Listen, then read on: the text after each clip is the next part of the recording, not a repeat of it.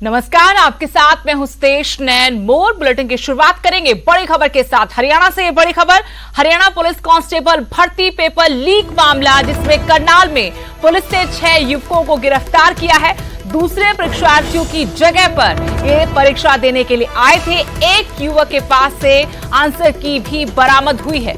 4 युवक अलग अलग परीक्षा केंद्र से गिरफ्तार हुए हैं। 2 युवकों को कर्णलेक से गिरफ्तार किया गया है। 2 लाख रुपए में परीक्षा का सौदा होता था।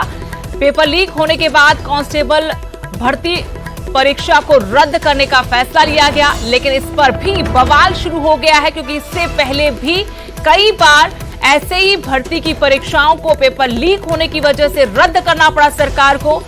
बड़ी खबर आपको बता रहे हैं, हरियाणा पुलिस कांस्टेबल भर्ती पेपर लीक मामला, जिसमें करनाल में 6 युवकों को पुलिस ने गिरफ्तार किया है, जो दूसरे परीक्षार्थियों की जगह परीक्षा देने आए थे। एक युवक के पास से आंसर की भी बरामद हुई है। 4 युवक अलग अलग परीक्षा केंद्र से गिरफ्तार हुए हैं, जबकि 2 युवकों को करनाल की कर्णलेक से गिरफ्तार किया गया। 2 लाख रुपए में परीक्षा में बैठने का सौदा हुआ था।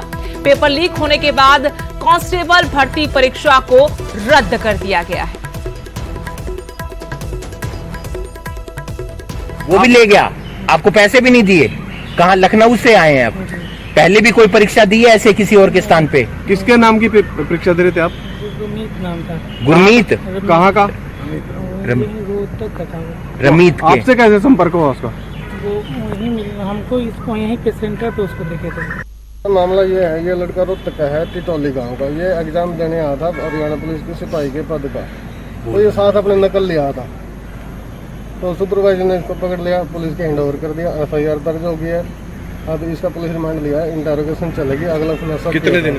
3 दिन। आगे क्या कार्रवाई की जाएगी? इंटरोगेशन के उपरांत जो बंदे आएंगे सामने। प्रथम जांच में क्या पाया आपने? प्रथम जांच में ये है, क्या बताया इसने? पेपर दे रहा था और साथ ही से नकल पकड़ी गई है, और सुपरवाइजर ने इसको ड्यूटी के दौरान चेक करे तो नकल पकड़ी गई है, और इसके ऊपर FIR।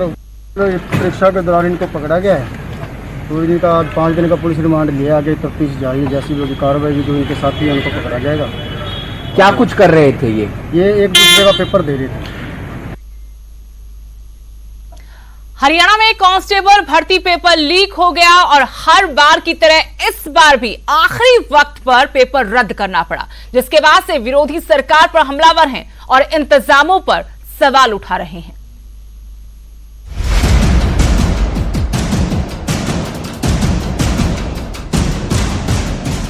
हरियाणा के युवा रविवार को पुलिस भर्ती के इम्तिहान में अपनी बारी का इंतजार कर रहे थे, लेकिन फिर अचानक खबर आई कि कांस्टेबल भर्ती के लिए जो लिखित परीक्षा होनी थी या फिर शनिवार को जो हो भी चुकी थी, उन्हें रद्द कर दिया गया है। क्योंकि तमाम दावों के बावजूद भी सूबे के अलग अलग हिस्सों से पेपर लीक होने की खबरें शनिवार को ही वायरल होने लगी थी, जिसके बाद हरियाणा स्टाफ सिलेक्शन कमीशन को आनन फानन में ये फैसला लेना पड़ा। शनिवार को एक तरफ पुलिस कांस्टेबल भर्ती की लिखित परीक्षा चल रही थी, तो दूसरी तरफ इसी एग्जाम की कॉपी सोशल मीडिया पर आग की तरह फैल रही थी, और फिर एग्जाम सेंटर और उसके आसपास से भी संदिग्ध गतिविधियों की खबरें आने लगी, जिसके बाद डिटेक्टिव स्टाफ एक्शन में आया। अकेले करनाल से ही ऐसे 6 युवकों को गिरफ्तार किया गया, जो किसी और की जगह इम्तिहान दे रहे थे। एक ऐसा केस आया था जिसमें 2 कैंडिडेट्स किसी और की जगह पे पेपर दे रहे, 2 कैंडिडेट्स की जगह कोई और पेपर दे रहे थे। जैसे ही संज्ञान में आया, उसी समय पे उन्हें पुलिस के हवाले कर दिया गया, और कानूनन उन पे कार्रवाई की जा रही है। पेपर तो रद्द हो गया, लेकिन इसके बाद अब सियासत शुरू हो चुकी है। कांग्रेस का सीधा आरोप है कि सूबे में पेपर माफिया को सत्ताधारी बीजेपी और जेजेपी की शय हासिल है।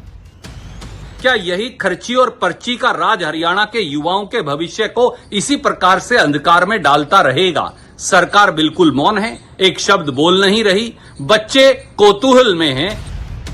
कांग्रेस के आरोपों पर बीजेपी ने भी पलटवार किया और अपने गिरेबान में झांकने की सलाह दी। मुख्यमंत्री मनोहर लाल के मीडिया सलाहकार विनोद मेहता ने ट्वीट कर लिखा, पर्ची खर्ची वाली सरकारों में तो जिन्हें नौकरी देनी होती थी, पेपर सीधा उनके घर ही पहुंच जाता था। अब सिस्टम बना है, फिर भी पेपर चाहे 7 बार कैंसिल हो या 9 बार, बेईमानी तो नहीं चलेगी, नौकरी तो असली हकदार को ही मिलेगी। ये मनोहर लाल सरकार है। सुरजेवाला जी, इस बात की गांठ बांध लीजिए।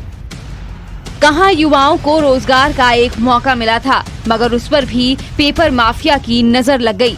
अब एग्जाम तो रद्द हो चुके हैं, लेकिन लाखों युवा सरकार से सवाल पूछ रहे हैं कि आखिर ऐसी नौबत आती ही क्यों है कि बार बार इस तरह इम्तिहान रद्द करने पड़े और फिर इंतजार करना पड़े अगली नई तारीख का।